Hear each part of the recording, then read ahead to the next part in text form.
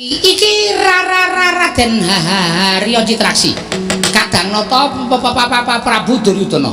Nana Gawratala. Ono karan. Ora mundur saka negara Ngastina kok tak cangking siramu. Wis mantep kowe iki. Wis. Wis kira-kira menang. Lu ngerti? Nek kowe muni ngono kuwi nek pancen kowe iso ngalahke Naga Pratala sakarmu. Nek kowe ora iso ngalahke Naga Pratala, isin dirungokke piyai suwene. Sumbare wis petak aci-aci. Aci-aci piye? Maksudnya piye aci-aci? Kuwi basa apa? Petak aci-aci iki basa apa? Mbok saiki iki nganggo basa sing iso dipahami karo masyarakat. Susumbare petak aci-aci. Ci apa? Ci gambar manuk mo? Kuwi ciu. Sumbarmu kaya ngedapi-dapi. Monggo piyai semene iki padha ngerti kabeh. Nek kowe mungsuh aku mesti do medhek menang aku. Nek nganti menang kowe iso ngajar aku, penonton semene iki bubar kabeh. Bali kabeh. Masa? Terus mula tinimbangane kowe menang ning penontone bubar, luwung kowe kalah penontone ajeg. Ngono ya? Nek aku menang mesti do ora percaya, do mangkel karo aku tur mesti luwe-luwe do ngunekke dalange pekok. Lah iya. Citraksi kok menang ki cara ngendi? Ha? Terus do lunga do mangkel atine luwe-luwe saya kasar meneh ora diundang mayang meneh tak cilaka. Ha iya.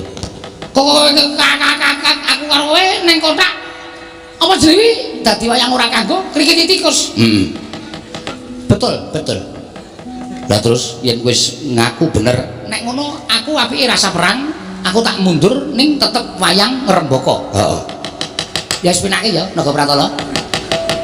Yo. Kowe saiki karo aku dadi sedulur. Yo. Salim. Yo. Sesuk malam Kamis lunga ora? Ora. Ning nggon aku bancaan. Aku elektonan. Oh iya. Penyanyine jos-jos. Tak apa? Tak golek sing jojo. Oh iya. Mangkat ya? Ya. Wis rasa perang ndak malah dadi musuh, kowe karo aku dadi sedulur sing apik-apik. Ya sakarmu. Pun dadi sedulur, Man. Gose. Sing dadi sedulurmu sapa? Naga Pratala. Lho. Kaiki wajib tok pateni mergo arep bedah negara Ngastina. Nek cara kula dikekke mawon, mergo saniki usung bedah rumah. Oh. Mbok menawa negara Ngastina didadani. Nek cara nggon wayang bedah ki tegese Ngastina dibedah, ratune dibondo. Terus kowe karo aku minggat saka kene. Ngene Man, perkara kuwi monggo. Ning aku diwenehi ngerti karo si Naga Pratala. Nek Citraksi menang perang karo Naga Pratala niku siji mbubarke penonton, angka loro luwe-luwe dalange mesti dianggep edan. Mergo Citraksi kok menang. Gede-gedene nek nganti sing nanggap kagol setahun ngarep ora ditanggap meneh. Kula karo sampean dadi wayang bosok ning jero kotak ora ditokke krikiti tikus. Sampeyan gelem ana pate kok di mor tikus.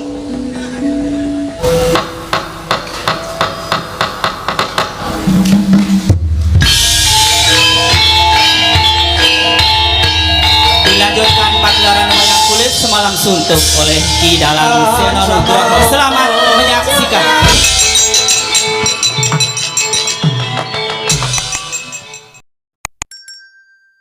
Niwang sukmono mangadinwi ana sasmintaning sun jagat wasisaning Ubatara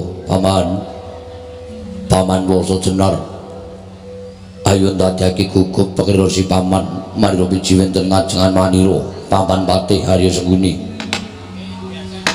kawula ana nun nggih anak Prabu sakalangkung gurawalan panampinipun ingkang bapa ing kematian sareng kula tampi timbalanipun maduka anak Prabu Ngastina wonten ing Jawi sanget kuwatos sing manah pindoron salomba pinanjering alun-alun kumbitira caruk maras nanging sang wonten ngarsa paduka tebih saking raos kemarasan wanter sabda pangandika paduka anak Prabu Ngastina nggih ingkang bapa cuwadeng dawuh timbalanipun paduka anak Prabu semban kula Ngastina paman kula sejenar nggih kadiparan hangrisi paman ingsun percaya minangka dadi bakal wakil ingsun Mranata tata rakiting negaring Astina mula diage matur marang Manira Samendang aja ngantun ing karempit paman kula sejenar menawi paduka ndang bab tata rakiting praja sadaya mboten badhe anguci wani para kawula sami sayek saka kapti akar luhuring nusa bangsa tuwi negaring Astina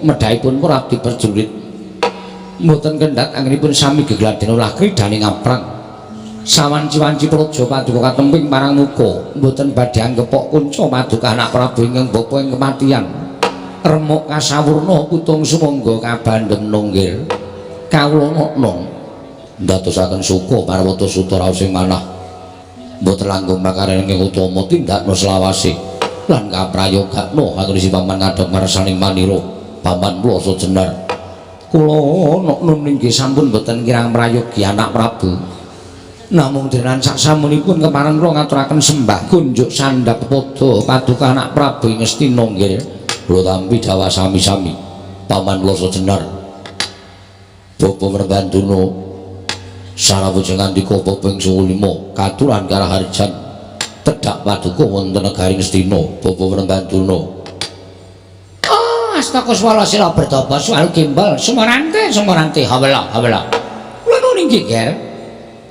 tansah pinanganing kawidatan ring sambi kala sawanipun ing bapa ing Sukalima manggya widodane skala sowan kula durga mendhak kala sirna namung parenga ingkang bapa ngaturaken salam taklimipun ingkang bapa kunjuk ngersa paduka anak Prabu ing Astina ngger anak Prabu Duryudana sampun kula tampi karya bombong raos ing manah bapa Merban boten langkung kasih kecakno anggen jengan dika lenggah kula naknan ngger sampun boten kirang prayogi pisuwanipun ingkang bapa ing Sukalima wonten negaring Astina dinten sak mangke menika nggih anak Prabu Duryudana apa dene sira Dimas Kartomarma prayogakno nggone sing adhing ngadhep ngarsanipun Kakang Yayi Dimas Kartomarma lho diwaji sampun boten kirang prayogi pisuwanipun ingkang rayipun Kartomarma namung denan sak samunipun kepareng kula ngaturaken sembah semoga ming pangabektinipun ingkang abdi kunjuk ngersa paduka Kanjeng Koko Prabu semban kula Kartomarma ingsun tampa akarya bombong penggaling sumur liwat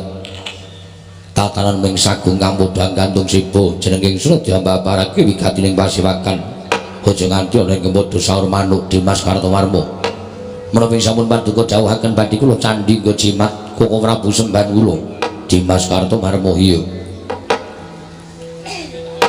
nun mangke Koko Prabu dening sawetawis dangu rawujeng andika Kanjeng Koko Prabu Baladewa wonten negaring Astina ingkang rayi ngaturaken pasegan panakrami kunjuk sandhap padha paduka Kanjeng Koko Prabu jimat sesembahan kula Koko Prabu pengayoman kula ing Mandura Koko Prabu Baladewa adik Indra Jaladewaku Yayi sampun kula tampi asem pambagipun Yayi Prabu ing tumanduk dhateng Raka ing Mandura akarya bombong raos manahipun ingkang Raka monggo sok wangsulipun kepareng kula ngaturaken pudya pangastawanipun ingkang Raka kunjuk ngersa paduka Yayi Prabu Astina Yayi Prabu Duryudana ndadosaken suka marwata suta raos manah mugi amawahana kabagyaning lahir batos kula Koko Prabu mboten langkung kasih kecapno anggen jengan dika lenggah Koko Prabu Baladewa sampun boten kirang prayogi pisuwanipun ing Raka ing Mandura wonten ing Datulaya Praja Astina dinten sak mangke menika Yayi andadosaken kaget sutaning manah dene rawuh paduka Kanjeng Koko Prabu ingkang sengkan datan pepuyan upami sak mangke wonten wigatos wonten kababarana nanging saderengipun kepareng ingkang rayi ngaturaken sewu genging kalpatan ingkang diagung pangaksami dene kula mboten hangacarani tedhak paduka mawi tata upacara ning kaprajan sak boten-botenipun kula saged nyawisaken rata kencana kinarya metuk paduka Kanjeng Koko Prabu miwah nyawisaken hermawar kinarya miji ampian paduka Kanjeng Koko Prabu jimat semban kula Koko Prabu pengayoman kula ing Mandura Koko Prabu Baladewa jagat wasisaning Bathara wayah tur jagat Yayi nadyan nembe kawya sing pangandikan kemawon persasat sampun tumplak punjen sinundul puyuh manahipun ing Raka ing Mandura bebasan kadidene kejugurkan Wukir Sari kelepaning Samudra Madu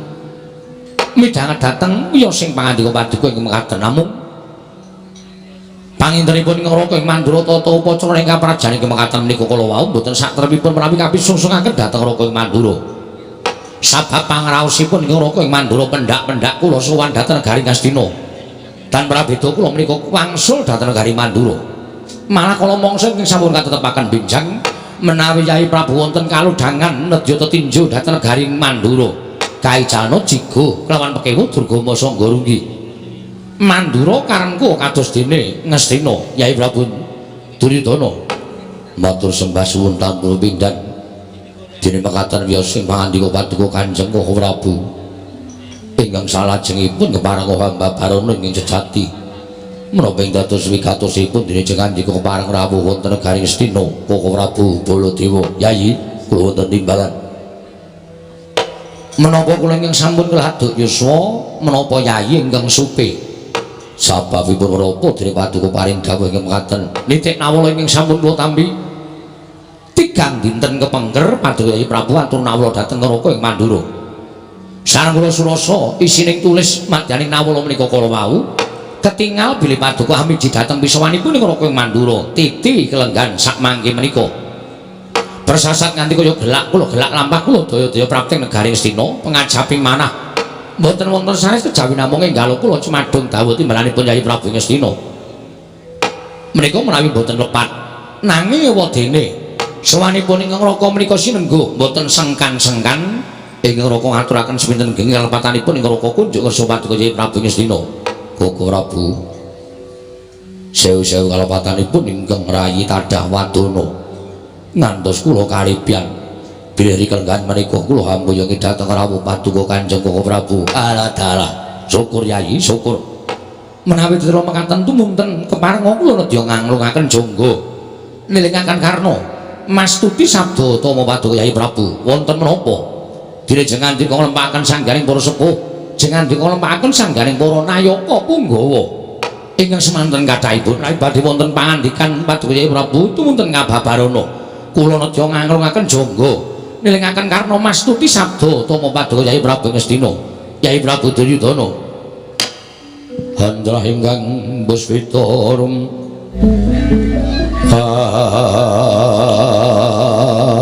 sireng samirana mrih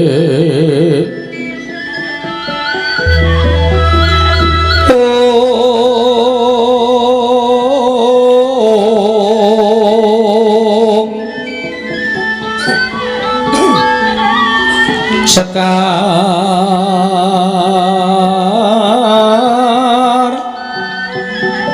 kadung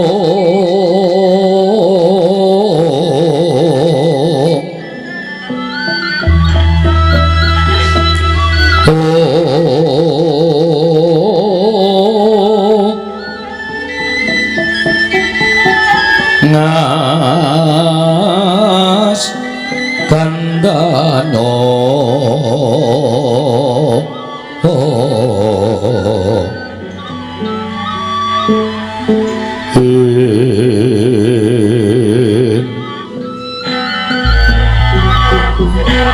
maweh raras renaning driya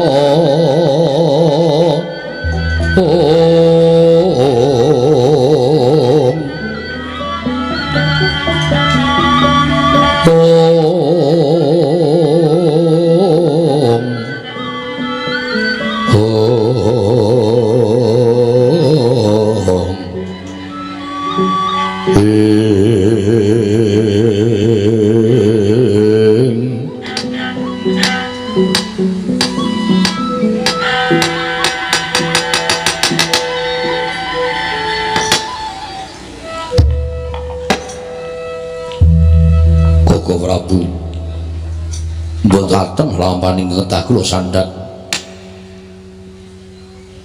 anggenipun kula nglempahaken sangganing para sepuh kula nglempahaken para nayaka punggawa sedaya para sepuh sampun kepareng lenggah madyaning Datulaya niyatipun ingkang putra mboten badhe ngrembak babagan perkawis negari Ngastina tuwin kula mboten badhe ngrembak babagan kulawarga salebeting kedaton miwah sak jawining kedaton Saha kula boten badhe ngrembak babagan kawula negari Ngastina menika babar pisan boten.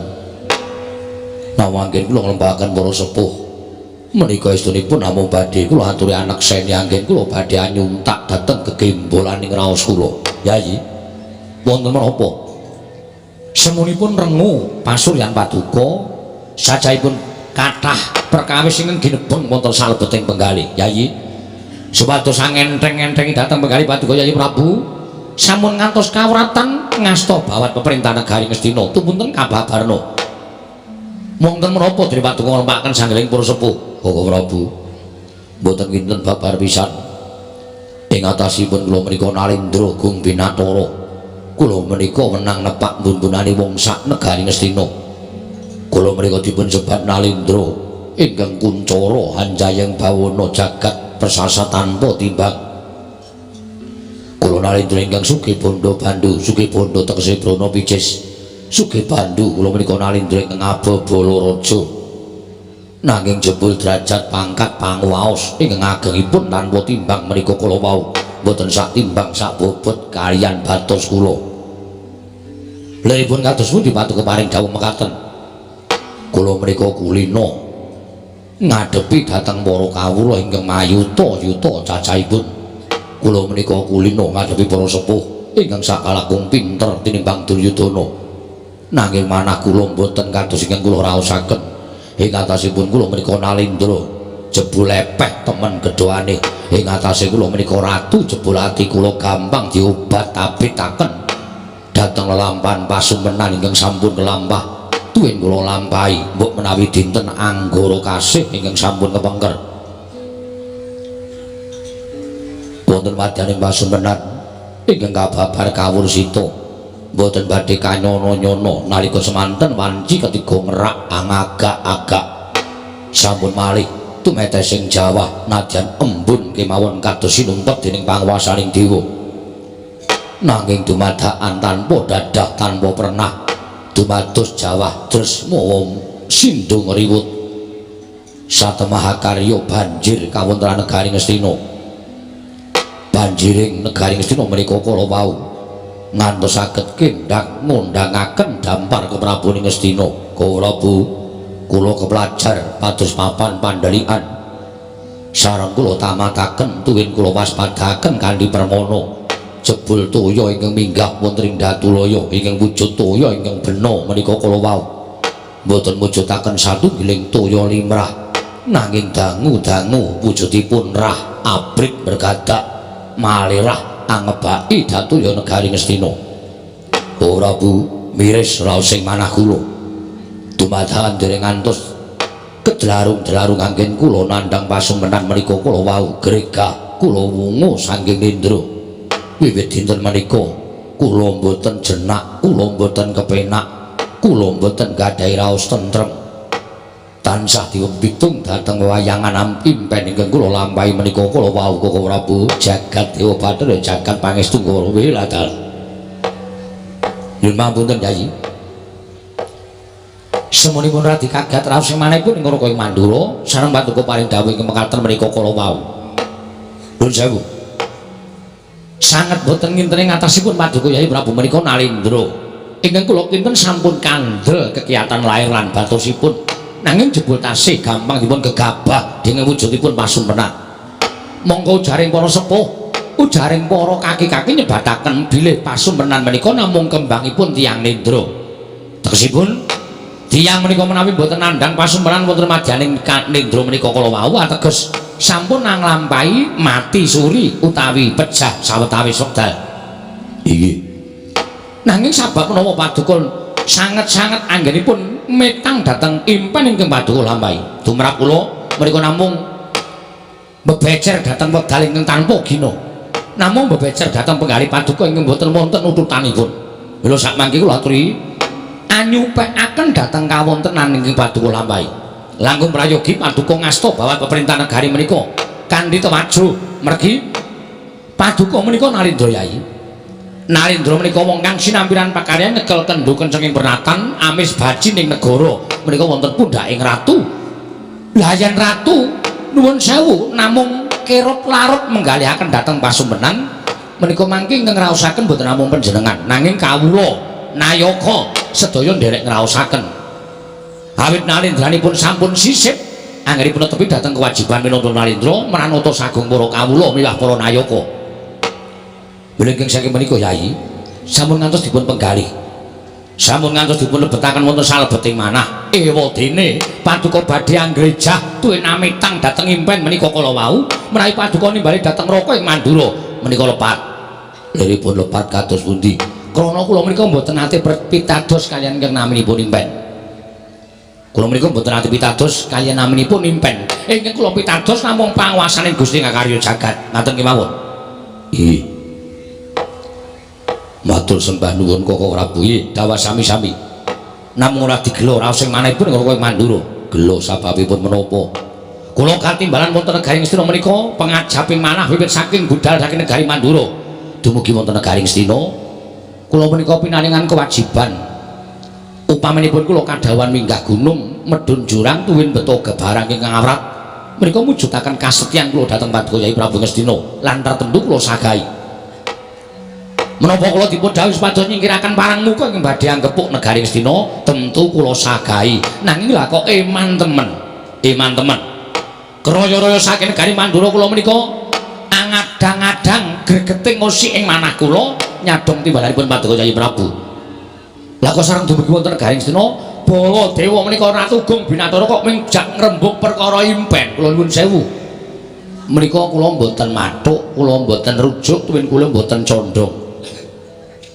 amargi wiwit rumiyin ngantos dumugi sak mangke menika kula mboten pitados kaliyan kang nami impen nuwun sewu nggih menawi mekaten panjenengan mboten pitados kaliyan para sepuh nuwun sewu paman pun ateges kula menika mboten pitados kaliyan para sepuh namung tumrap kula impen menika mujudaken kapercayan percaya ya kena ora ya ora apa-apa tumrap kula ngaten oh inggih sabab menawi petanganipun para sepuh impen menika wonten maknanipun lan wonten werdinipun mbok menawi piyai semanten menika sampun prisa sedaya ingkang winastan titiyani gandayani puspa tajem utawa kacitra kasudarsana kadara dasih nuwun sewu lho kula menika namung saged mestani ning bab werdine kula mboten mangertos ewadene nggih nuwun sewu paman harya kados pundi wonten mriki menika wonten pandhita ingkang sampun duntas kawruhipun sidik paningalipun cetha paningal lair batosipun petanganipun kula kinten mboten badhe kalipyan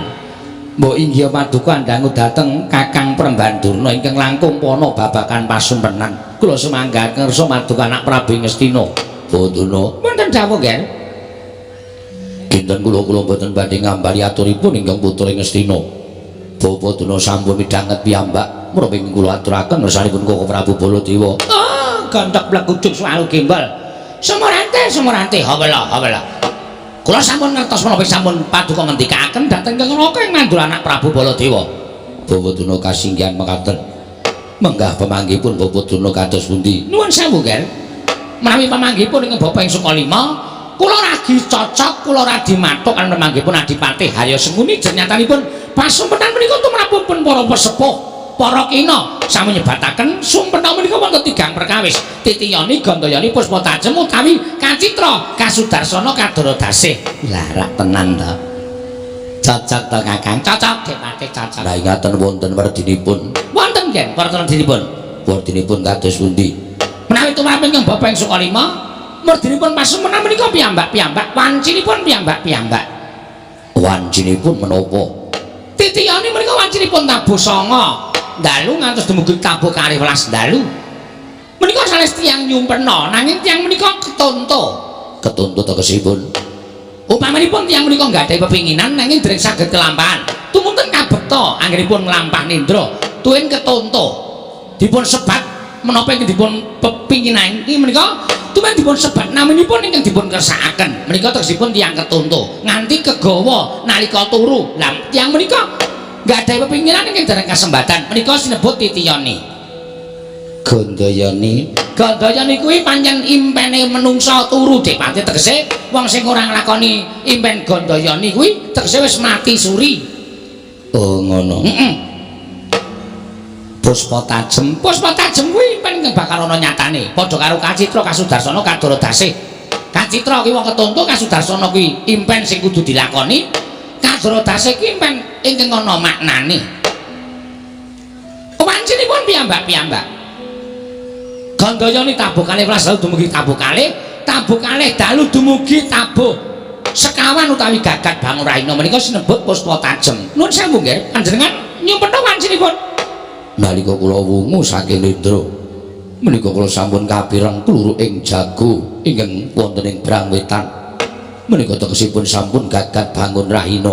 Menika tegesipun masumenan penipat duka menika Puspa Tajem. Nggih, kasinggihan mekaten. Nek ngoten impen sampeyan menika badhe wonten maknanipun. Negari Ngastina menika kedatengan banjir ingkang tanpa sangkan parang ngantos minggah wonten ing Datulaya. Banjir Kakang Dara. Werdine piye? Dik Mate, banjir kuwi banyu. Banyu kuwi penguripane wong sak alam donya. Wong sing urip tanpa banyu mesti ora bakal iso urip ning alam donya. Mergo banyu kuwi iso dienggo ngombe, iso dienggo ados, iso dienggo umbah-umbah lan sak piturute. Iya. Mula wong urip ning alam padang kuwi mbutuhake banyu. Sapa sing kekurangan banyu mesti ora bakal iso urip. Mula banjir ingkang wujud banyu mau mujudake sawijining penguripan. Ateges negara Ngastina ki bakal dadi negara ingkang gemah ripah loh jinawi karta tata raharja. Ngono Kakang. Mboten Babotuna. Kasinggihan. Apa sing ditandur bakal tukul, apa sing ditancepake mesti bakal iso ngrembaka wawane, iso ngrembuyung gegodhongane. Banjir wujudipun toya. Nuwun sewu Babotuna. Wonten dawuh. Kula nate dipun dawuhi dening Bapa Sagupa nalika kula wonten Widara Kandhang. Menawi impen ingkang wonten sambung rapetipun kaliyan toya menika impen ingkang boten sae. Menika rak rumiyin. Samenika sampun dipun gantos. Toya menika sae, tapi panjenengan menapa gesang menika mboten betahaken toya. Betahaken. Lah rak ngaten. Tegesipun toya menika penguripan menika apik. Nggih, matur sembah nuwun. Sami-sami. Namung elokipun kados pundi nggih? Toya kala wau kula waspadakaken dados rah. Sirah sanes. Rah utawi getih. Toya mau banyu mau dadi getih Kakang Durna. Getih ge. Kuwi apik, teh kuwi pinunjul. Tur nuwun sewu Dik Pate. Getih menika rak wernane abang ta? Nggih. Abang niku werna sing ngremomong. Nggih. Werna sing cetha dhewe. Kula aturi nyawang saking katebian. Werna abang, werna putih, werna ireng, werna ijo, werna jambon, werna ungu dadu lan sak piturute sing cetha dhewe disawang liwat mata kuwi mung werna abang. Oh, ngoten Kakang Durna. Nggih. Dados werna abang menika mujudaken negari Ngastina ketaman banjir getih menika. Ngastina menika badhe ketingal nyermomong. Oh, nyermomong. Tegesipun Ngastina menika badhe kuncara Hanjayeng Bawana dumugi wonten pundi papan negara Ngastina menika saged dipun sawang wonten pundi kemawon. Ngoten Kakang Durna. Menika panggerbaning manah kula, Bawaduna. Wonten dawuh. Dampar kendang. Dampar papan pelenggan kula kendang kapracundang kuntal kaprapal kabekta bantering banjir. Dampar menika pelengganing ratu. Tegesipun paduka anak Prabu menika saged njajah wonten pundi papan. Nyatanipun Narendra menika duwe kewajiban inggih menika njajah negara, mbedah negara mboyong putri. Tegesipun dampar menika badhe keli dening bantring banjir ingkang wujud rah menika kala wau. Tegesipun paduka menika badhe nglenggahi dampar wonten pundi-pundi papan. Negari pundi-pundi saged panjenengan bedah dipun dadosaken setunggal kaliyan negari Ngastina. Ateges Ngastina menika saya amba, saya jembar jajane, saya jembar panguwasane Ratu Ngastina. Mboten Babotuna. Nggih, Ger. Matur sembah nuwun tanpa pepindhan. Nuwun sewu Yai. Miturut pangraosipun ingkang Raka ing Mandura menawi dipun ngendikaken ingkang Bapa ing Sukalima menika kula nuwun sewu. Kok ora dibenten kaliyan panggih kula. Pamanggihipun kok ora Bu Mandura kados pundi? Pasumenanipun panjenengan lampahi menika nuwun sewu lerekipun boten sae. Mergi banjir menika nuwun sewu menika ugi boten sae menawi etanganipun piyai sepuh langkung-langkung banjiring toya menika kala wau wujud rah menika ategesipun menawi negari Ngastina menika badhe wonten kathah pepati luwih kathah kurban ingkang tumandu wonten negari Ngastina. Bawadana kados pundi? Pamanggihipun tiyang menika benten-benten.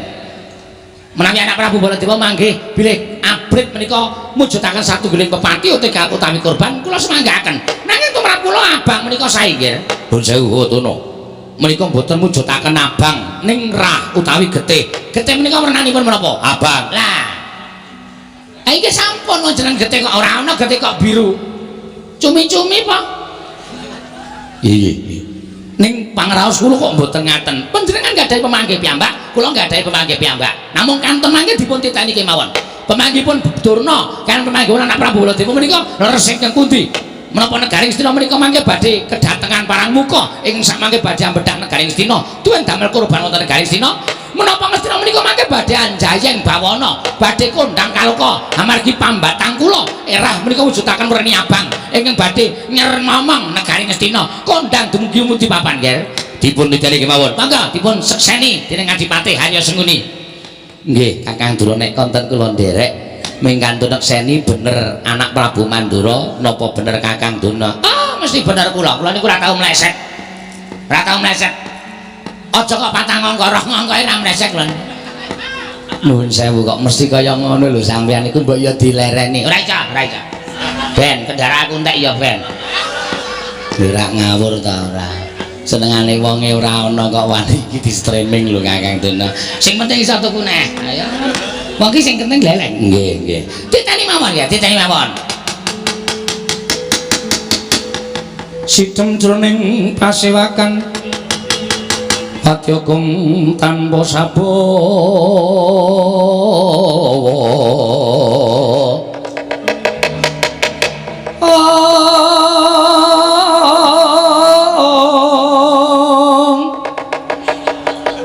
Nalindra mbek marwa sing sang katriku mulung mangrembak ing wadya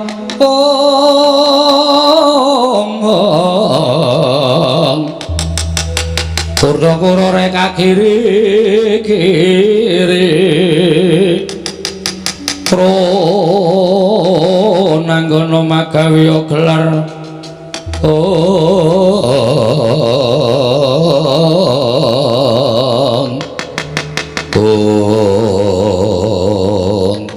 Tidemadaning pasewakan nalika sawantos sami midhangetaken manganipun pandhita ingkang wicaksana asis tuwin nalindra ingkang wicaksana ndadosaken dingkem madyaning pasewakan Negaring Astina nadyan teng Astina Prabu Duryudana datan mobah datan musik nganti kaya tugu Sinukarta lenggahi kanyong pinangka wardu kanjeng jarwe ganten wardu jarwa kaca minangka durung abang idul-idul manding dasaring pertala kasaru geger njaba piyak ngarsa tangkeping pira sebar bonamu apa to kang dadi darunane Awi namung sawanipun wonten satunggiling caraka nyewantun miyak tinggil Nadrata minggah madyaning Gadraya.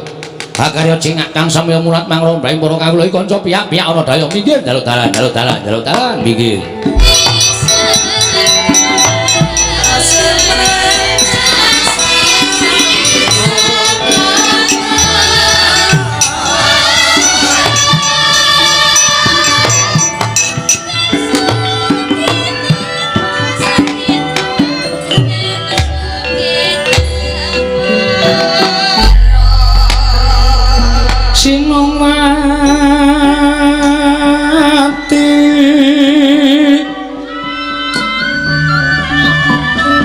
Sinowati jagat kinari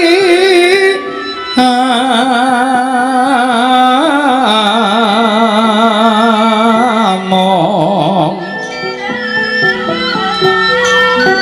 mbak lumembak ombak ing samudra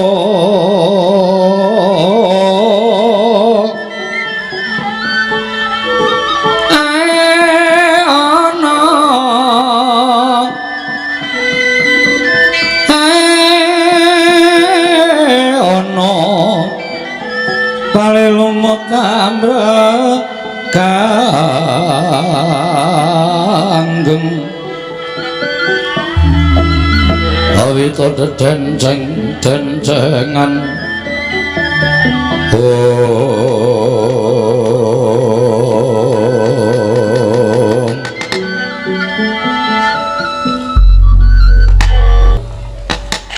ngantos paripun anggen kula nampi timbalan paduka menika mboten pangling wonten satunggiling calaka ingkang abiyantara menawa menika tasih sumitranipun paduka Kanjeng Prabu Yayi nadyan ingkang raka nembe sepisan menika ngawuningani dhateng Punggawa ingkang sowan ngabiyantara ngersa paduka Yayi Prabu tumunten katimbalana menapa wigatosipun menawi sekitaripun wigatosipun menika kula mau sae paduka kedah nglenggahi bawa leksana nanging menawi namung badhe mbebudhek banyu bening kawonten negari Ngastina paduka sampun tumut-tumut pasrahna dhateng Raka ing Mandura kasinggihan sabda pangandika paduka Kanjeng Prabu mugi keparenga pinarak ingkang langkung sekeca kula badhe andangu dhateng lari utawi caraka ing nembe sowan menika kula semanggaken Yai Kisana aja kinenten ingsun tumambuh yakti saweg sepisan iki ingsun wanuh sira kuwi sapa lan wigatine apa dene sowan ana negara Ngastina mongko tanpa tinimbalan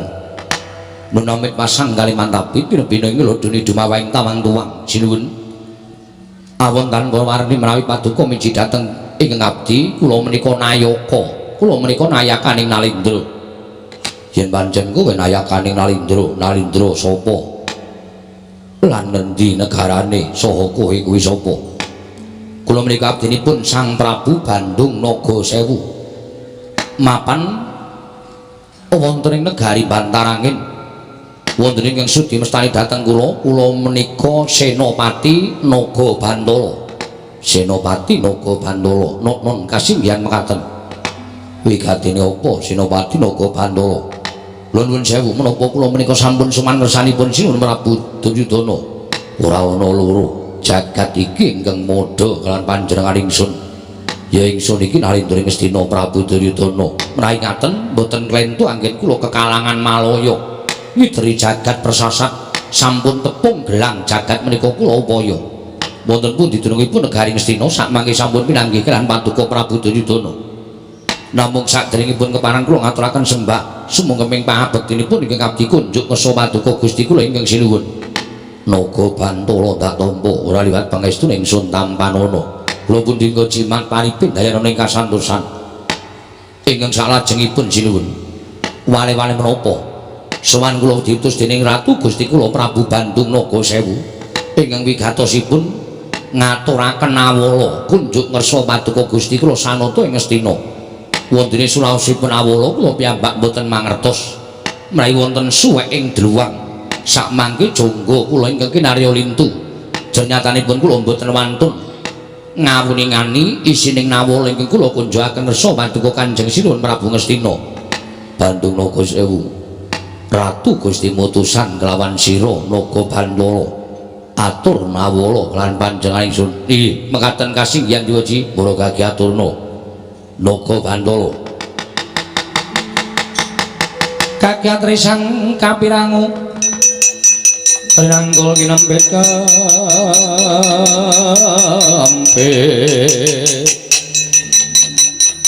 dosa ngreknaning bawana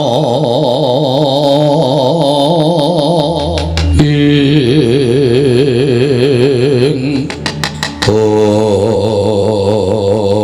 musti nampi nawala dening sanata ing Ngastina Prabu Duryudana sinura saurut sewiji-wiji datana ingkang cicer nalika semanten isining nawala biri sanata Prabu Bandung Nagasewu diambedah negari Ngastina Bondo Ratu Mboyong Putri saknalika abrit bergadak pasuryaning nata Ngastina Prabu Duryudana nawala den buang getem-getem kaya arsan jangka wong kang tanpa dosa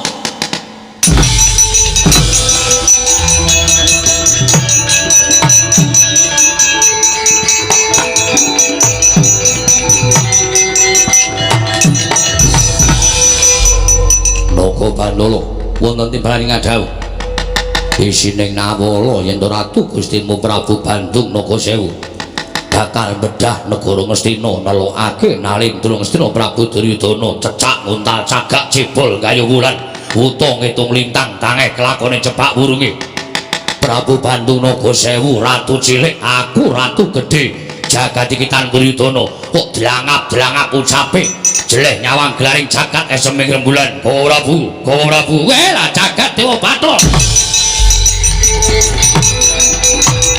Wah,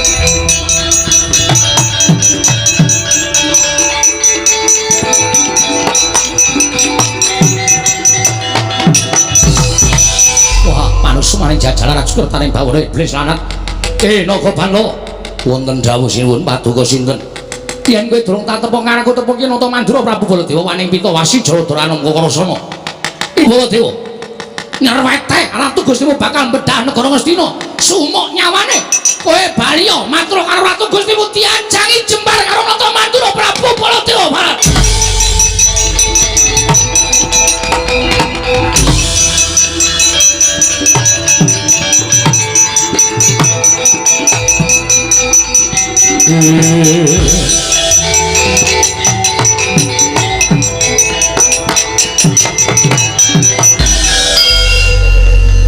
Jagat Dewa Bathara upami paduka boten daya-daya mangsuli dhateng Caraka Naga Bandara sampun kula jangkah kula tugel gulune teng Datulya negara Ngastina lah boten nyono Yayi boten nyono.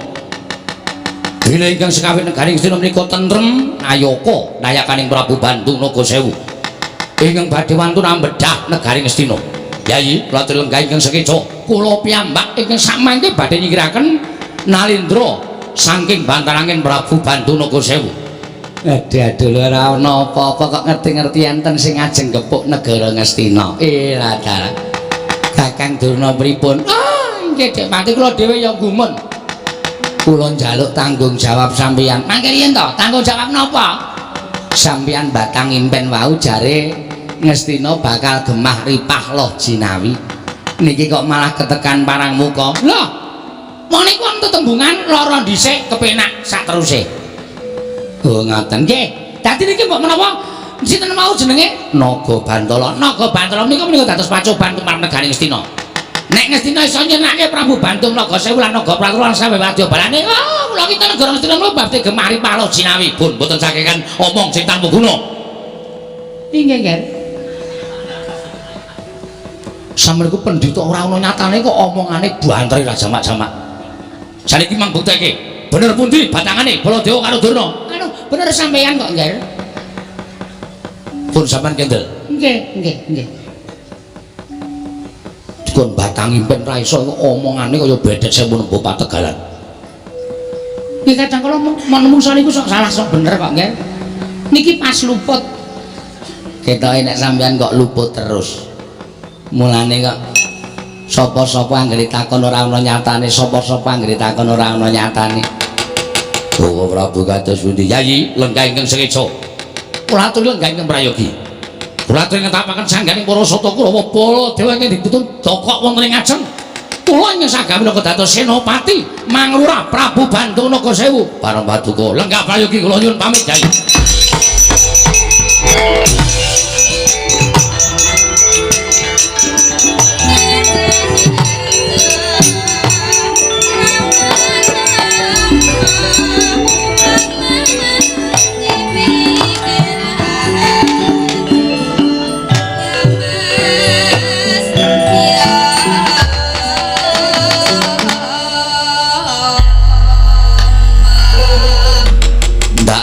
Ana jabaning rangkah negara ing Ngastina. Persasat kaya ngenteni Silming Palwa gabusku mambanging Sira Kresna. Piye nggonmu ndak utus supaya kowe matur ngersaning Sinuwun Prabu Duryudana aturake nawala ing ndak aturake marang Ratu Ngastina. Mugi andadosna ing kawuningan. Nawala sampun kula njakaken sanipun Sinuwun Prabu Duryudana. Lan nawala sampun dipun waos. Satemah damel dukanipun Nalindra ing Ngastina tumunten kadangipun merda Nalindra ing Ngastina inggih menika Nalindra ing Mandura ugi cawe-cawe perkawis menika aja kok mung titah swantah ingkang bakal mbetengi marang Ratu Ngastina nadyan dewa mudhun wae ora bakal kendho nggone Prabu Bandung Nagasewu bakal bedah negara Ngastina. Lajeng para paduka Gusti kula ingkang sinuwun mara ketapake para wadyabala yen pancen wong Ngastina ngukuhi negara ora kersa ngaturake negara marang Prabu Bandung Nagasewu. Tanggep bakal tak lakoni menawi tulung mekaten sinuwun monggo kula dherekaken Naga Pratala wonten timbalan. Amping-amping ngono lakune Naga Bantala kadangmu ngadepi para Sata Kurawa. Nur iki ngestakaken dawuh nyuwun pamit madal pasiran sing ati-ati aja kaya bocah cilik. Naga Bantala lan Naga Pratala.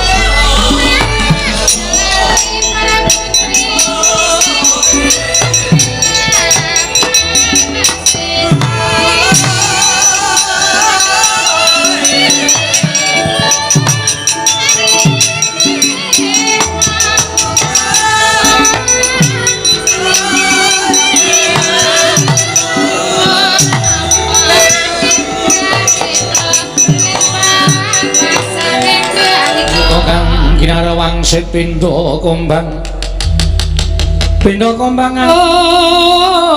angin ngendikane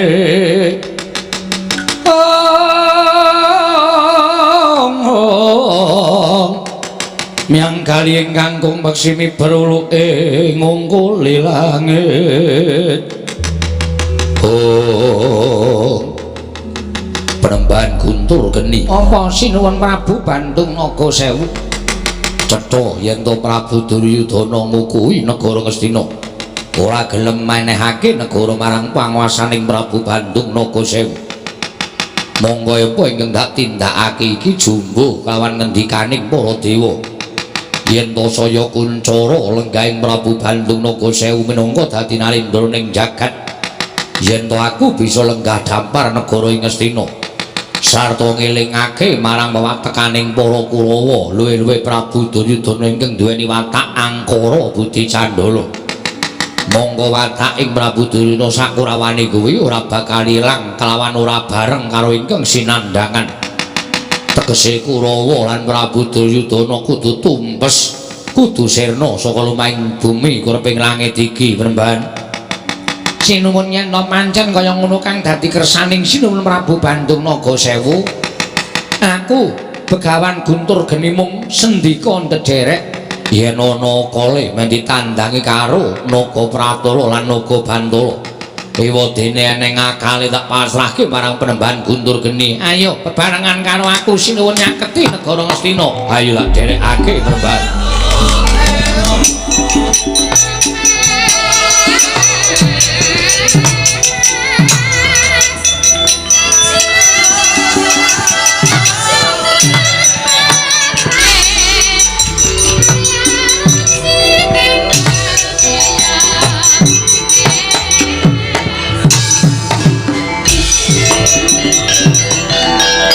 Pinututi lamun katututan lamun mangsa prawira diktaya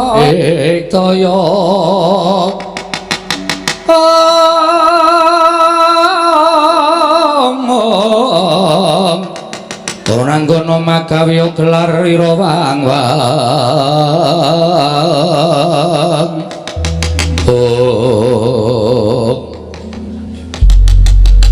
iki sapa ngadeg kaya ndha mentang kaya Gedewa tepungake wae punggawa negara ing Bantarangi Ndung Naga Sewu aku Naga Pratala lho Naga Pratala iya dasar Pranyata ana menungsa ingkang aran Naga Bantala kuwi kadangku padha-padha nayaka negara ing Bantarangi iki sapa kadang nata ing Ngastina aku Raden Surtayu ya ayo ndi wong Ngastina luwih-luwih Prabu Duryudana bakal tak bondo tangan tak krincung sikile tak leboke pakunjaran negara Ngastina bakal dilenggahi dening sinuwun Prabu Bandung Naga Sewu wah dalah kemewat kaya ngregem jimat keparat kaya wanindrat persiapan sempalan pundhake kiwa tengen Surtayu kelakon ngukup negara Ngastina ing kene marganing patimu kowe Surtayu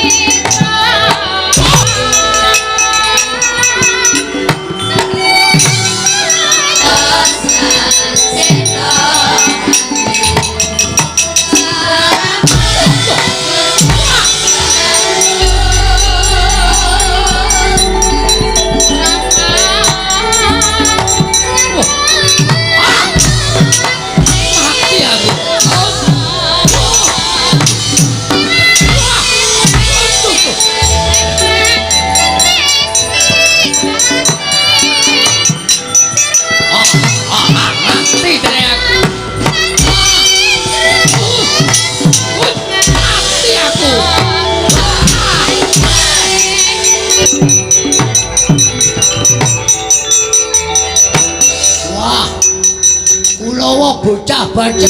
Coba Naga Bantala. Naga Bantala. Wis apa? Latihan Halya Dulma Gati. Kadang nata pengilan pati negara Ngastina. Ayo, Ratu Gustimu tekan kene. Ora nyembah dramaane Naga Bantala. Kakonono ratu tak tugel sirahe. Cangkeme sing apik. Lah waton ngucap. Ratu Gustiku atok tugel ciramu tugelen cikek cirahe Dulma Gati. Ayo, kaya aku sing tekaning pati. Semplok cacamu ae. Model. Tujuan.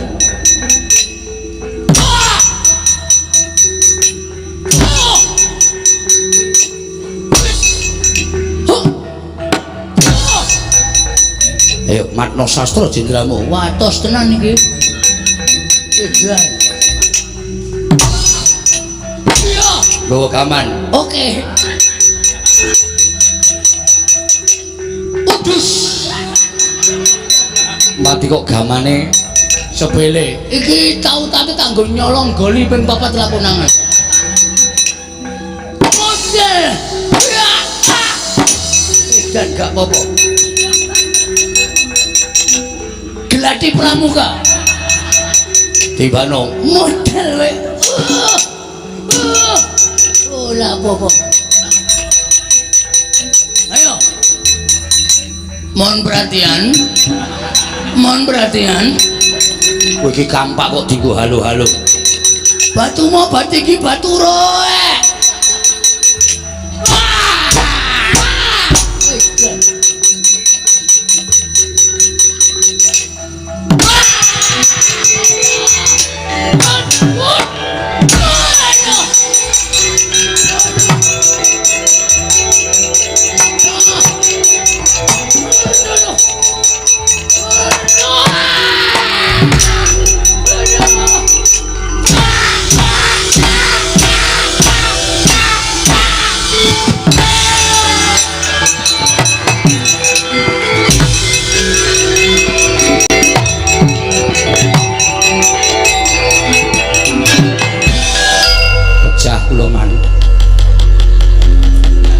Mungsuh Naga Pratala.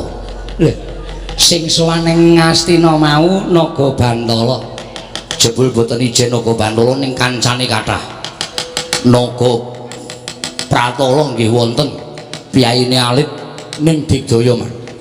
Kula anten boten dirasake, kula semanggaken. Kawon kula, Man. Wah, mati kula, Man. Kartamarma nggih. Kalah kawon. Mungsuh wong sabrang, mungsuhmu dudu Pandhawa lho. Ning wong sabrang, inggih ning nyatane kalah. Terus aku tak takon karo kowe, Kurawa iki arep menang mungsuh sapa coba? Mungsuh Pandhawa kalah, mungsuh anak-anak Pandhawa kalah, mungsuh Panakawan kalah. Iki mungsuh pendatang baru di kancah pekeliran. Jenenge Naga Bantala kok kalah, nyatane kalah ya kalah. Sampeyan aja ngicipi tangane Naga Bantala mang maju ora cerewet bae. Wong kalah kok dipaidu sengit kula marai lara teng ati. Satama nggih, Mas. Anak pendhita kondang kok kalah karo wong manca negara, nyatane kalah. Nek cara aku isin, kula kok biasa. Kalah ya kalah kok dadak. Isin barang niku sing isin nggih napa kula tak takon. Macem-macem. Durma Gati wis maju pun, Man. Mungsuhe Naga Bantala. oh, Kula tonya jajane diek. Niku kejabme mboten. Kula tonya pindhane bles udan. mboten.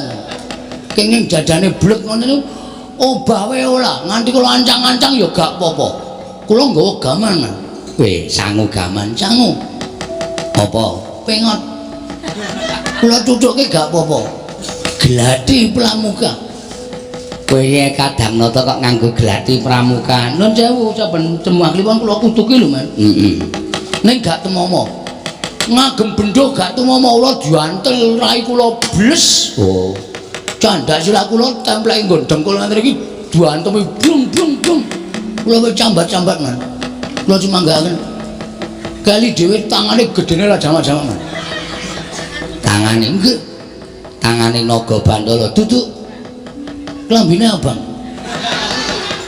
Sapa sing kira-kira wani nganu apa jenenge wangi naga Bandala omong kok. Aku sing wangi karo kowe. Yakin? Tenan. Sampeyan wani? Wani. Sampeyan nek wani ora dilakokke dadi wayang bosok teng kotak. Sahabat niki wangi. Oh, ya wis. Aneh-aneh lah. Pun mboten, Man. Ya, kalah. Apun. Ora maju meneh nggawa apa to apa. Mboten man mbangani lolo awake mbok ya wis. Lho, nggih ben lah masalah. Lah dimiteno nek kula kalah jeneng apa? Nek kula menang kula lagi tang dithiki iso bales iso kono nglacake loloe ora masalah. Gelut niku pengajeng-ajenge menang. Nek kono diantem gak nglasake lolo babal blas. Soloh nyawa.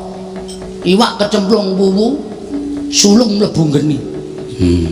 Mesti modal. Ha iya. Ibaratnya kaya dene cecak nguntal bis kota. Jaga.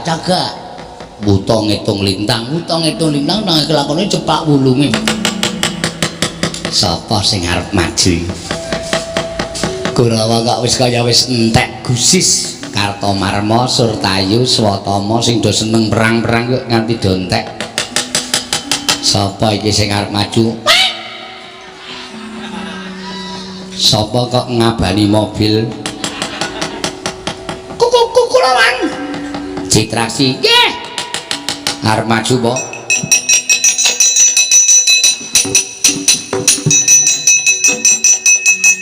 Wah, jan kowe iki ngapa ya? Gak dadi awakmu tok pernis barang ki men ngapa? Men kilap, Mang. Oh iya. Soale arep maju perang. Oh iya. Mungsuhe sapa? Mungsuhe Naga Bantala. Naga Bantala ora pancen terkenal. Kuku kula sing ajeng nyang-nyangan. Nyang-nyangan apa? Nyangking sirahe Naga Bantala. Wani apa kowe? Sing nawedeni apane? Amuk Suramrata Jayamata imbang yen padha-padha. Naga Bantala kowe ora gelem mundur saka negara Ngastina kelakon candhak siramu tak tuk.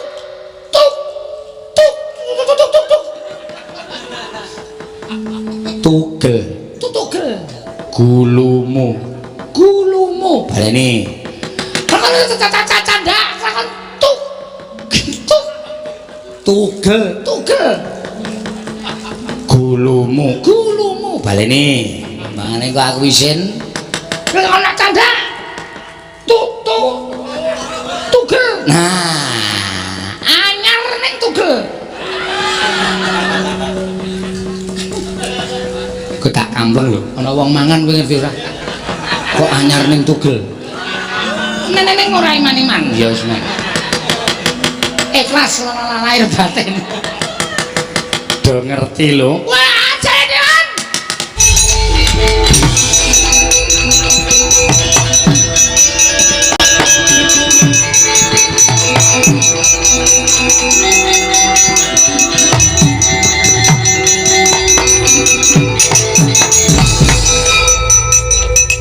Iki sapa iki?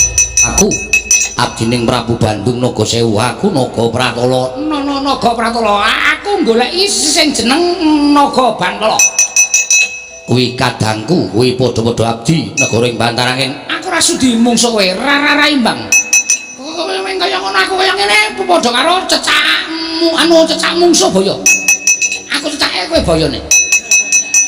Lho, lah kowe kalah no. Kuwi aku boyone kowe cecake. Timun mungsuh duren. Kowe timune, aku durene. Sirmu ketemu sapa? Naga Bantala.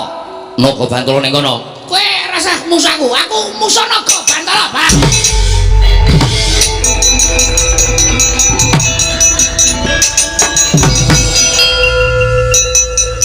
Iki sapa iki? Naga Bantala. Waduh. Lah kok gedhe kowe? Terus nang ngono sekecake, aku tak musuh kae bae. Golek mungsuh kok golek sing cilik. Bareng kene mungsuhe gedhe kok. Lho kok rene? Kuwi kowe kene. Oh iya. Ayo kowe aku sing tekaning pati. Iki Raden Haryo Citraksi.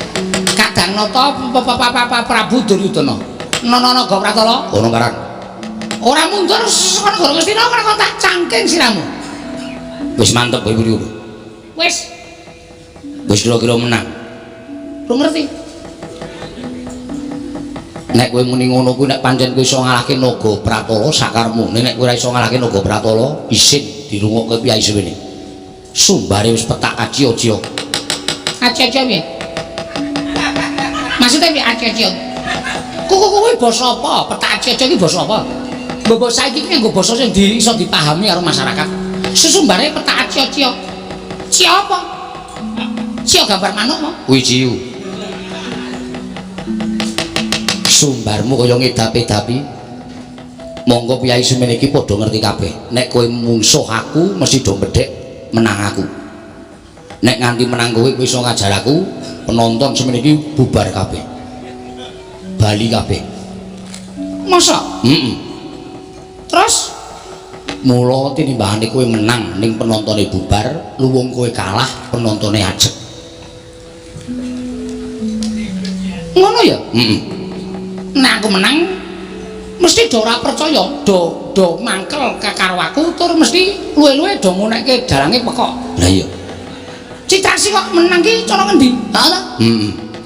Terus do lunga do mangkel atine luwe-luwe saya kasar meneh ora diundang mayang meneh tak cilaka. Ha iya. Kok aku karo kowe ning kotak apa jenenge dadi wayang ora kanggo krikiti tikus. Betul. Lah terus yen wis ngaku bener, nek ngono aku apike rasa perang, aku tak mundur ning tetep wayang ngrembaka. Heeh. Ya wis penake ya Naga Pratala. Yo. Kowe saiki karo aku dadi sedulur. Yo. Salim. Yo. Sesuk malam Kemis lunga ora? Ora. Ning nggon aku bancaan. Aku elektonan. Oh iya. Penyanyine jos-jos. Tak apa? Tak golek sing dode. Oh iya. Mangkat ya. Ya.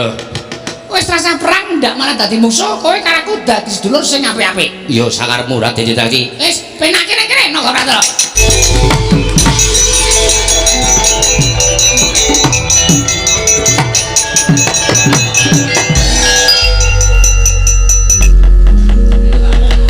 Pun dadi sedulur, Man. Gose. Sing dadi sedulurmu sapa? Naga Pratala. Lho. Kaiki wajib tok pateni mergo arep bedah negara Ngastina. Nek cara kula dikekke mawon, mergo saniki usum bedah rumah. Oh. Mbok menawa negara Ngastina didadani. Nek cara nggon wayang bedah ki tegese Ngastina dibedah, ratune dibondo. Terus kowe karo aku minggat saka kene. Ngene, Man, perkara kuwi monggo. Ning aku diwenehi ngerti karo si Naga Pratala. Nek Citraksi menang perang karo Naga Pratala niku siji mbubarke penonton, angka loro luwe-luwe dalange mesti dianggep edan. Mergo Citraksi kok menang. Gede-gedene nek nganti sing nanggap kagol setahun ngarep ora ditanggap meneh. Kula karo sampean dadi wayang bosok ning jero kotak ora ditokke krikiti tikus. Sampeyan gelem ana patih kok di mortikus. Terus mbangane kula menang ning ra ana wayang. Awulung kula kalah ning kabudayan wayang tetep ngrembaka saindenging Nuswantara. Wassalamualaikum warahmatullahi wabarakatuh. kana lunga kana. Lunga, aku ki buyer weruh raimu ya. Kowe iki kadang natane goblokmu lho. Lho bener mboten? Bener mboten? Sesampeyan iku wong tuwa iso mikir ora? Mbangane kula. Ning sampeyan ora bakal dilakokke meneh, mergo dianggep dalange petok. Citraksi kok menang niku cara pundi napa wonten? Sampeyan weruh Citraksi menang perang, sampeyan tau weruh?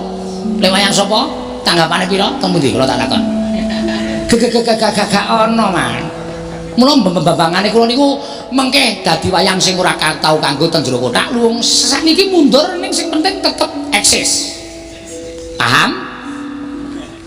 Ya, mundur. Kowe minggat to.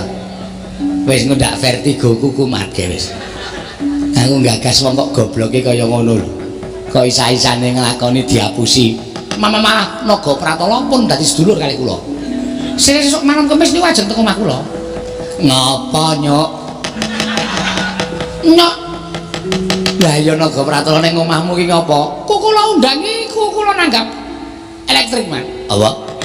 Elektrik. Elektrik. Sing nganggo piano dhewe niku lho. Oh, elektron. Lah kene iku, sampean teko nggih? Ya. Tenan lho. Monggo seneng ae ora. Dir, Nun. Maju ora li? Nggih. Mboten ketang klungsu-klungsu nek udu kula tak maju man. Ya maju wae, ora ketang saubengan rong ubengan. Mungsuhmu sapa sakarepmu milih naga pratala ya ana, naga bantala ya ana. Nggih, Mang Semingkir. Kula tandangane man.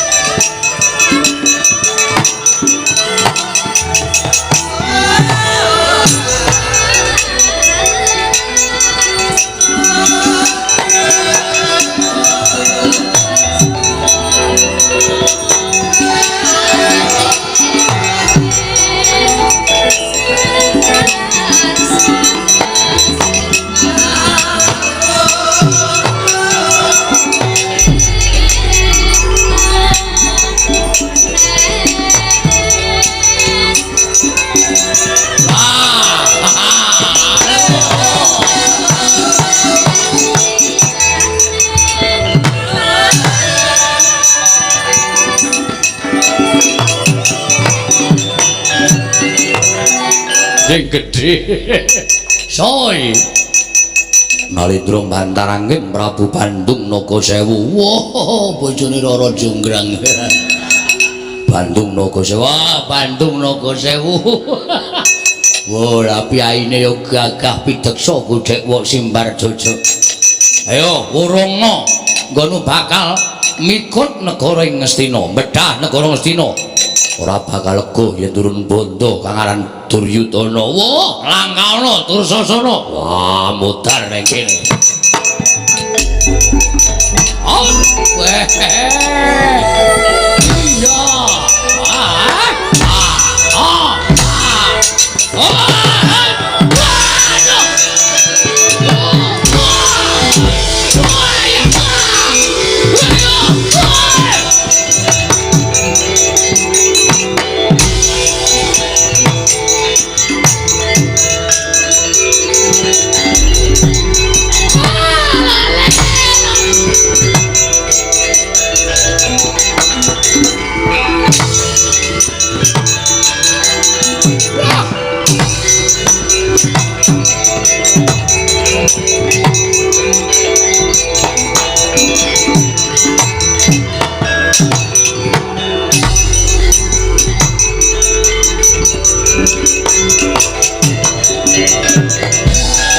Pandhita kang pindha kumbang angat saping tawang susah angin ngendi nggone nyang kalihing kangkung peksimi beruluk ing ngungkuli langit.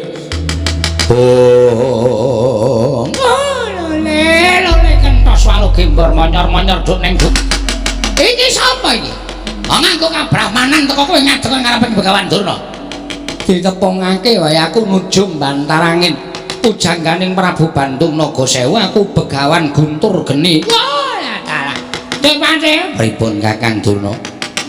Jebul wis budal sawadya balane mlebu pujangganing negara ing Bantarangin pun tekan negara Ngastina. Mula kula suwun sing ati-ati ya Kakang Durna niki tataane negara. Guntur Geni ana paran Begawan Durna. Saru dirulu yen kowe karo aku padha adu atos sing balung mleting kulit. Kowe pandhita, aku pandhita. Ayo, nek pancen kowe iso lan pinter ngungkuli panguwasaning Begawan Durna, aku ngakoni gembulamu. Ora sandadakake gunem kang tanpa guna. Ayo. Kowe areng ngejak apa Begawan Durna? Batangan cangkrimaning Begawan Durna bakal tak batang yen kepengkok. Mula saiki wangsulana ing winastan sandanganing raga kuwi apa? Ing winastan sandanganing jiwa kuwi apa? Mudar kowe. Kowe pendhita saka Sabrang ora bakal ngerti ngelmu marang ngelmune wong Jawa. Sandhanganing raga kuwi apa? Sandhanganing jiwa kuwi apa? Mati kowe ora iso jawab. Mati kowe ora iso jawab. Diwangi Dewate. Nggih, penampun kuwatir. Mula tak batangi yen pener aja minger, yen kepengkok aja minggok. Batangane apa? Sandhanganing raga iku dudu brana picis busana wastra bludru sinesotya babar pisan dudu. Sandhanganing raga iku solah bawa tingkah laku tindak tanduk muna-muni saben dina iku sandhanganing raga. Jalaran kabeh mau kena kinarya urip ana ing bebrayan gedhe lan urip ana ing Madyapada bener apa ora? Siji iki pancen bener, nanging sandhanganing jiwa kowe sing ora ngerti. Ayo Kaki, wangsulana sandhanganing jiwa. Sandhanganing jiwa iku cipta rasa budi karsa lan karya. Cipta iku kang anampa samubarang, rasa iku kang nimbang samubarang, budi kang angremake samubarang, karsa kang nindakake samubarang, yaiku kang nindakake sandhanganing jiwa. Bener apa ora? Pripun Kakang? Bener e Dewate. Liyane sing luwih angel mang takoni. Nek iki kowe iso jawab, aku ngaku teluk karo kowe. Kang ditinggal marake sugih sedulur, kang dibuang marake urip tentrem kuwi apa? Kang ditinggal marake sugih sedulur iku watak anggep-anggepan. Sabab watak anggep-anggepan iku hambabar watakku malungkung sombong umuk sesongaran. Seneng ngendak gunaning jalma tansah rumangsa pinter lan ngiwak-iwakake. Lan sabarang tindak tanduk rumangsa bener. Lah ya watak kaya mengkono mau akeh kang wong ora seneng ngawruhi wekasan didoi dening sanak sedulur mitra kawruh lan liya-liyane Begawan Durna. Ya, sabanjure kang dibuang marake uripe tentrem iku watak tansah mikulihake awake dhewe. Sabab ya mikulihake diri pribadi iku mahanani tansah marakake menungso tansah samar-samar was-was sumelang durga ngongso-ngso. Yen perlu wani nempuh tindak kang ala kang gawe kapitunaning liyan pamriya dimen entuk swarganing raga lali yen to Gusti iku maha adil lan maha murah. Mula wong kang gelem resudi sudaning gawa lan mersu pinepsu ing tapa brata tanapi ing siang ratri amemangun karya natyasing sesama. Ya menungsa kaya mengkono mau kang wiwit manggih katentremaning urip ya ing kono durung katentremaning langgeng. Pripun Kakang Dena? Wela dalah pancen pendhita pinter tenan iki karep wis tuwek kaya ngene lha kok pinter. Mangsuli karo apa kang dadi ucape Begawan Durna? Ayo Begawan Guntur Geni aja mung aku tok. Nanging to dinen kekuwataning Begawan Durna. Yen pancen kowe kepengin ngerti cangkrimaku sing tak gegem iki apa? Kuwi sing tak gegem jenenge asta cempala. Asta tegese tangan, cempala triji. Tibane nendi? Sakarepmu ngene tiba. Iki perganing patimu. Ayo.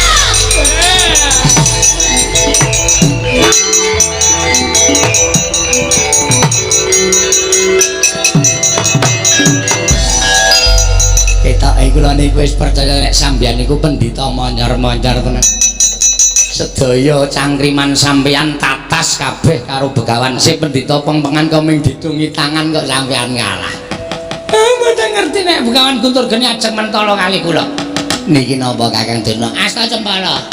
Asta tangan cempala triji tibane nendi? Sakarepmu. Ade yang.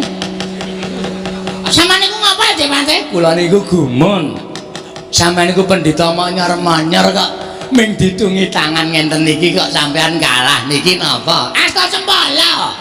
Asta tangan cempala triji tibane nendi? Sakarepmu. Manggre bali ning sangkasti tenana. Sampeyan niku pendhita pengpengan kok isane kok iso kalah kaya ngono ming ditungi tangan. Niki napa? Asta cempala.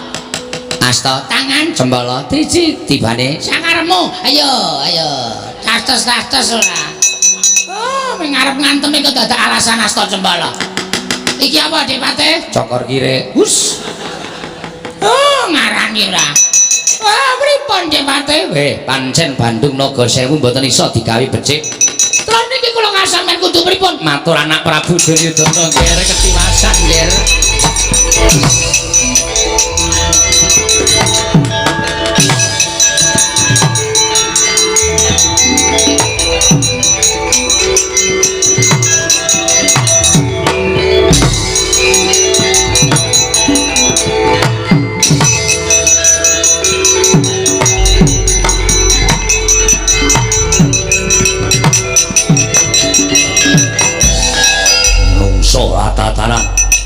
semaring jajalan kahananmu dapure kaya ngono arep lungguh dampar ke Prabu Negara Ngastina Bandung Nagasewu sempalen ku andaning Duryudana kokopen dampar kencana wah kelakon Pak wah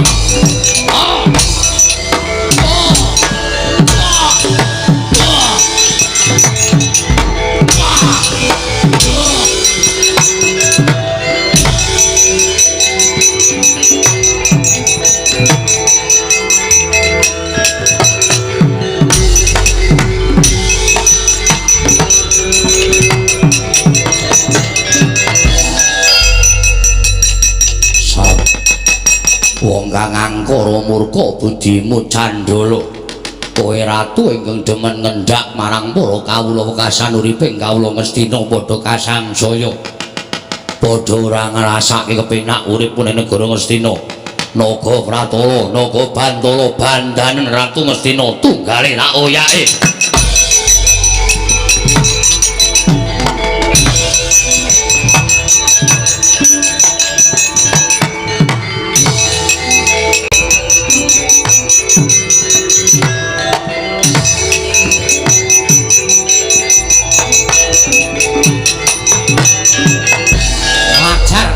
Senggone tuwin Begawan Durna nalika semanten nganti nasak-nasak barang pradesan jrih kalawan Sang Prabu Bandung Nagasewu tanggaping gati Sang Prabu Bandung Nagasewu sigra ginakaken pusaka aran Jala Kencana den sebar dening Sang Prabu Bandung Nagasewu satemah Begawan Durna tuwin patih Harya Senguni sangganing para sata Kurawa kapikut dening Sang Prabu Bandung Nagasewu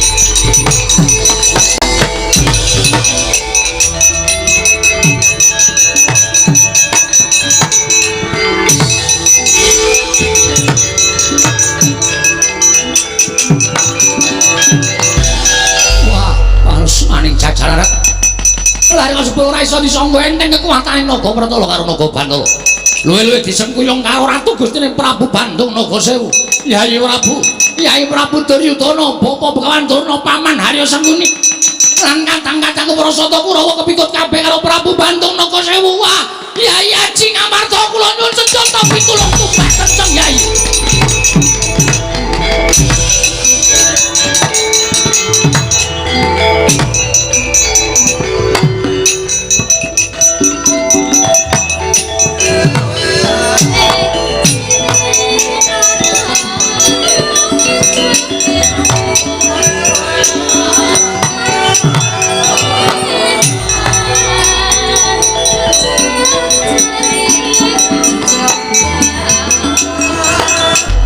lakuning lekas Bukita lino ting kidung kadung kadereng momong memangun manah rahayu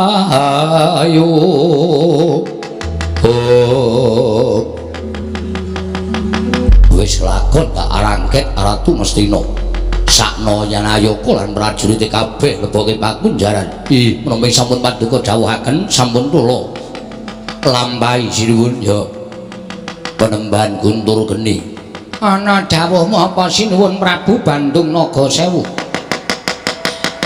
ana siji ingkang maraja saka sela-selaning Garut ndak sawang ora pangling yen to Ratu Mandura Prabu Baladewa kuwatir rasane atiku yen to miki mengko Prabu Baladewa tumuli mlayu golek pinta srayan mestine kaya mengkono sinuwun nanging sampean aja kuwatir sampean ora usah dadak wedi perkara iki keparenge Bapa Penemban Guntur Geni aku ingkang bakal ngoyak playuning Prabu Baladewa upama ta mengko nyuwun senjata pitulung marang sapa wae tak anggap yen to kuwi uga ingkang bakal ngrewangi kawan Si Duryudana sapa kuwi menungsa ingkang kudu disirnakake saka lumahing bumi kreping langit yen pancen kaya ngono karepe Bapa Penemban Guntur Geni aku mingkari manut lenggah ingkang prayoga sinana aku tak nyuwun pamit tak nungka lakuning Prabu Baladewa ya Penemban Guntur Geni sing adati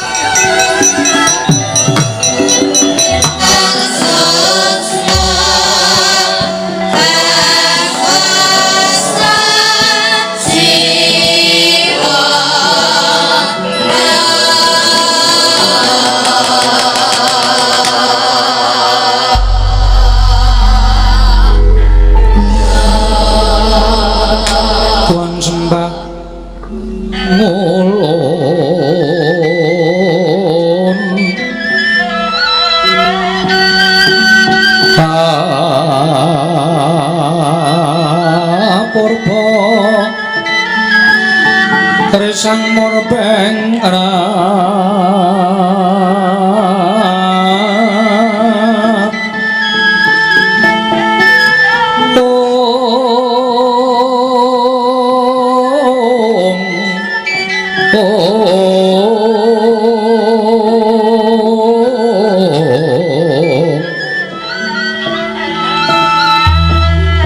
ning sahanane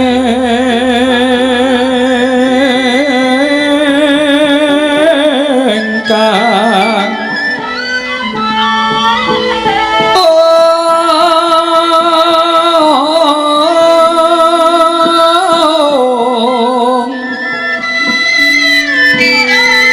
iman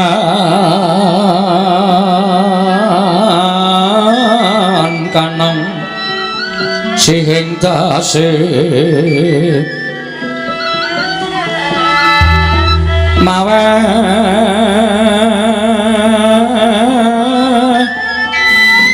buka sawegung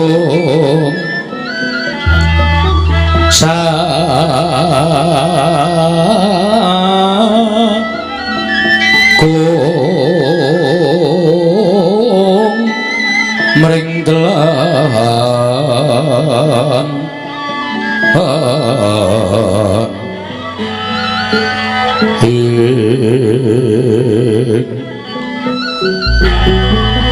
Iwan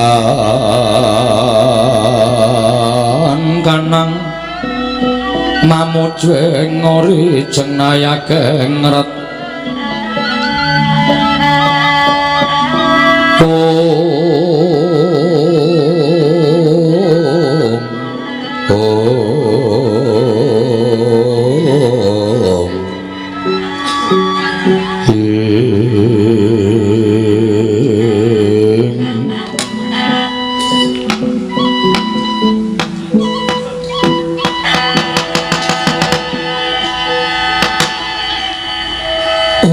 Mastu nomo Bawuna langgeng kula nuwun sewu menawi mboten sisip paningalipun ingkang abdi menika rak Begawan Anoman ing kundalini inggih kendhali sada nggih kasinggihan mekaten Mremban kula ngabdi pun Anoman ing abiyantara ngersa Paduka Mremban Tunggul Wulung ing Sanggar Waringin mriki mangke rumiyin menapa mboten badhe kuwalat ing atasipun panjenengan menika Brahmana monggo anggenipun Brahmana menika langkung dangu tinimbang ingkang abdi pun Tunggul Wulung teka Paduka lenggah wonten ing ngandhap kula mapan wonten ing inggil Begawan Anoman nyuwun pangapunten dapukan kula wonten negaring Sanggar Waringin utawi pertapan Sanggar Waringin menika minangka dados cantrik Paduka Mremban mila sampun satrepipun menawi jengandika lenggah wonten ing inggil kula mapan wonten ing ngandhap nyuwun pangapunten panjenengan menika Brahmana pandhita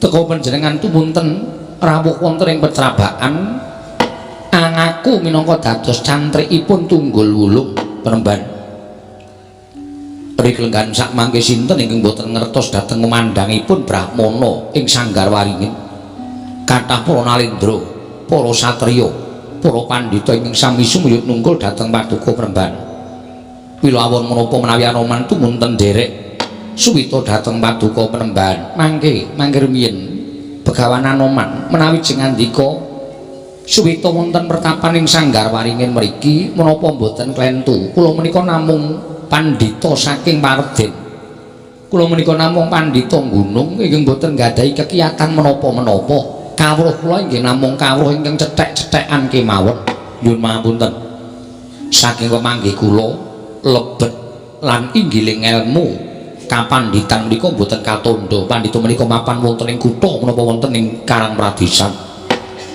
nanging saking pamawasipun pun Anoman Paduka Mremban menika satunggiling Brahmana ingkang sampun buntas kawruhipun sithik paningalipun menawi mekaten Paduka tetep puguh badhe manjing dados siswa kula menawi boten dipun keparengaken kula badhe mapan wonten ing mriki ngantos Paduka Mremban keparengan nampi kula dados siswa oh ladalah inggih menawi panjenengan meksa kados mekaten kula boten badhe damel cuaning penggaling Begawan Anoman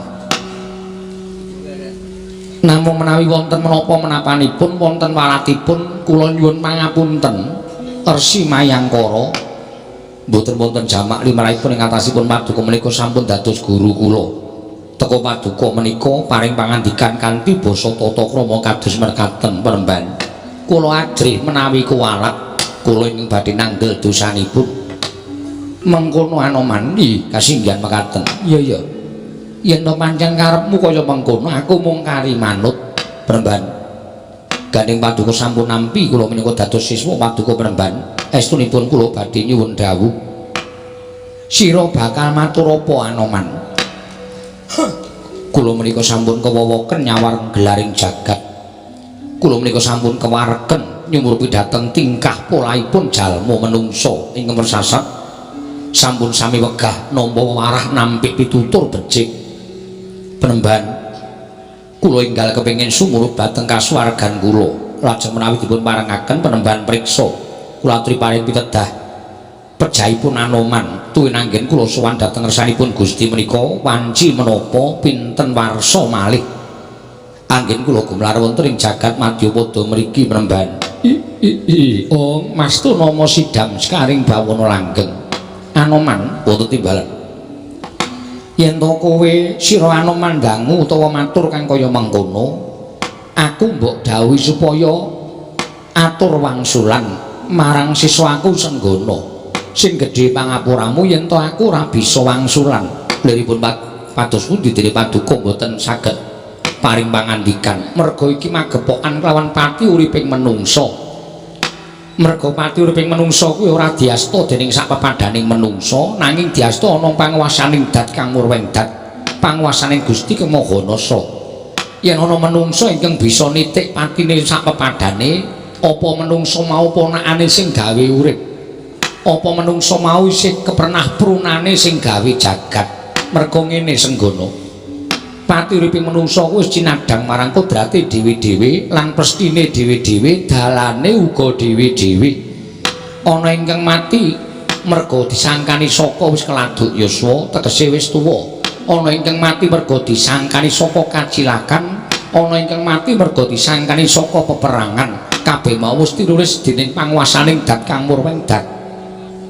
Menawi ngaten kula nyuwun dawuh pejah kula benjang menika larah-larahipun kados pundi lan disangkani saking menapa aku ora iso ngandhakake kenging menapa paduka Penemban paring dawuh ing mekaten aku wedi marang warating sing gawe jagat Anoman mara gage rungokno sing jeneng wong lara wae budidaya supaya iso waras nganti digoleki tamba mrana-mrana supaya dawa umure nanging sabab apa kowe iki diparingi yuswa dawa lah kok kowe malah takon dina kapan patimu lan kowe kepengin nggih mangsa ngelak wanci supaya enggal tekaning pati. Kang mangkono kowe ora nyukuri marang panguwasaning Gusti, kowe ora nyukuri marang peparinging sing Mahanasa. Akeh wong sing kepengin duwe umur dawa nanging ora iso kelakon malah umure cendhak tumuli sowan ngersaning Gusti. Nanging sira diparingi umur dawa lah kok malah mutah kepengin enggal tekaning pati. Yen ngono apa Anoman kuwi iso ngasorake purbaning Hyang Mahanasa ngono apa piye? Apa sira mbok anggap sira kuwi iso ngalahake kekuwataning sing gawe jagat? Mati kok digadang, mati kok dijangka kuwi cara ngendi? Inggih. Kanthi ucapmu kang kaya mengkono mau sayektine sira Anoman padha karo kepengin ngembali marang panguwasaning Gusti, manuta.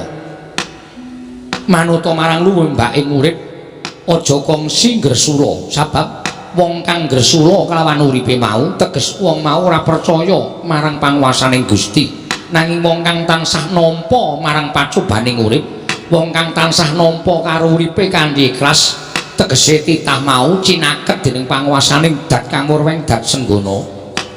Waduh Penemban ngaturaken gunging panuwun ingkang tanpa pepindhan menawi ngaten lajeng parang paduka Penemban dina samengko ayo ndak kanthi pun bapa kepengin duwe pengajak nglakoni tapa ngrame budal saka pertapan Sanggar Waringin yen perlu ngubengi jagat tetulung marang sak pepadaning titah ingkang butuhake mongko kabeh mau tak lakoni kanthi pamrih tanpa pamrih siji wae kanthi kaya mengkono bakal saya lulus kasutapaning begawan tunggul wulung pertapan sanggar waringin iki senggono pandhita kang kirane wangsit pindha kumbang ngajaping nawang susah angin ngendikane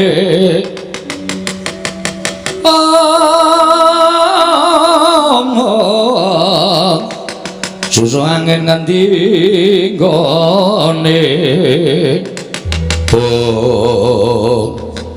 ning tak jaluk kowe aja nganti bareng sak laku jantraku Parwaduka awat-awat ana aku saka ing Dirgantara Senggana aja nganti kongsi ana ingkang ngrimpet nyandung marang lakuning Begawan Tunggul Wulung mriki ngestaken dawuh yen ora tak dawuhi aja pisan-pisan kowe bebantu kelawan bot repoting Begawan Tunggul Wulung napa ngestaken dawuh budal dina iki Senggana swawi penembahan kula dherekaken tindak dhateng pundi kula namung tutuwun tindak paduka penembahan Tunggul Wulung